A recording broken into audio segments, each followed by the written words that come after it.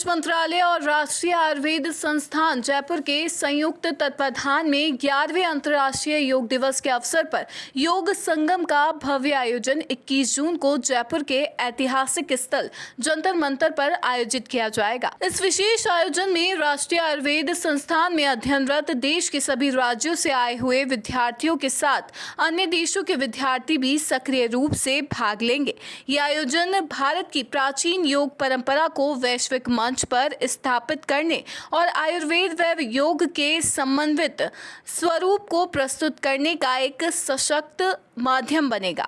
अंतर्राष्ट्रीय योग दिवस के अवसर पर योग से स्वस्थ रहने और योग संगम से अधिक आमजन को जोड़ने के उद्देश्य से राष्ट्रीय आयुर्वेद संस्थान द्वारा आज सुबह 5:30 बजे रन फॉर योगा का आयोजन किया गया। रन फॉर योगा राष्ट्रीय आयुर्वेद संस्थान जोरावर सिंह गेट से प्रारंभ होकर बड़ी चौपड़ होते हुए पुनः संस्थान परिसर में समापन हुआ।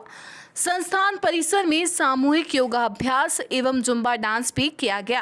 कार्यक्रम में राष्ट्रीय आयुर्वेद संस्थान के चिकित्सक, शिक्षक, अधिकारी, कर्मचारी और विद्यार्थियों ने बड़ी संख्या में भाग लिया।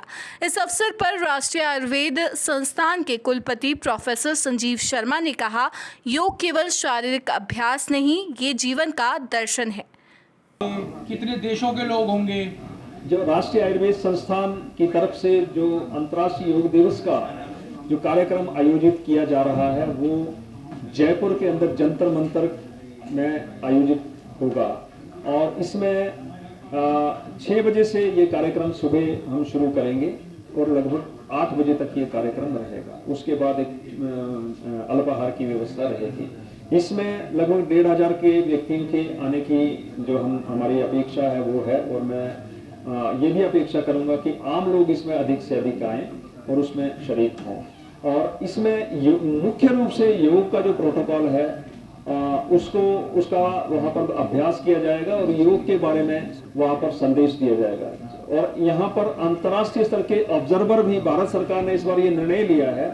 मैं ये सूचना आप लोगों को देना चाहता हूँ आप लोगों के माध्यम से कि भारत सरकार ने ये निर्णय लिया है और कि जो विदेशी लोग जो हैं वो भी यहाँ पर आए एक ऑब्जर्वर के रूप में और ऑब्जर्व करें, देखें कि किस तरह से भारत में योग को मनाया, योग के सिद्धांतों पे आ रहे हैं और किस तरह से अंतर्राष्ट्रीय योग दिवस का आयोजन किया जा रहा है जन चेतना के लिए। तो यहाँ पर हमारे यहाँ 4 जो पर्यवेक्षक हैं वो भी यहाँ पर विदेशों से आ रहे हैं, जिनमें कौन कौन से एक जो देश है वो ऊपर की साइड। हाँ, इसमें शायद कंट्री नहीं लिखे हैं।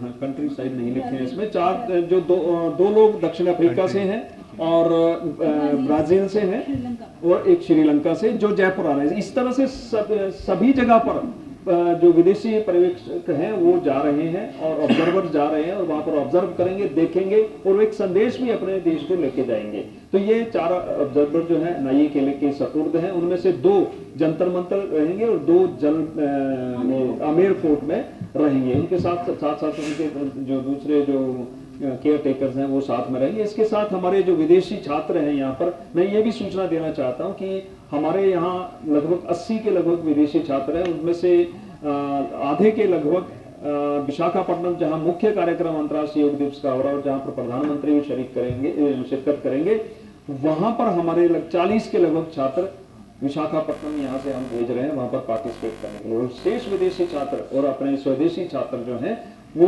हमारे इस कार्यक्रम में हिस्सा लेंगे। तो इस कार्यक्रम में हमारे सभी छात्र, हमारे कर्मचारी, हमारे अधिकारी, हमारे प्राध्यापक वो तो हिस्सा ले ही रहे हैं, लेकिन इसके साथ साथ जो आमजन है, ब्रह्मचारी, ब्रह्म कुमारी आश्रम से कुछ लोग रहेंगे और भी बहुत सारी संस्थाओं के लोग यहाँ पर रहने वाले हैं। इसके साथ साथ हम जो नेशनल इन्वेस्टिगेशन एजेंसी है NIA, उनके साथ भी हम कोऑर्डिनेट कर रहे हैं और वहां पर भी जो योग का कार्यक्रम, अंतर्राष्ट्रीय योग दिवस का कार्यक्रम है, उनके साथ मिलकर कर रहे हैं।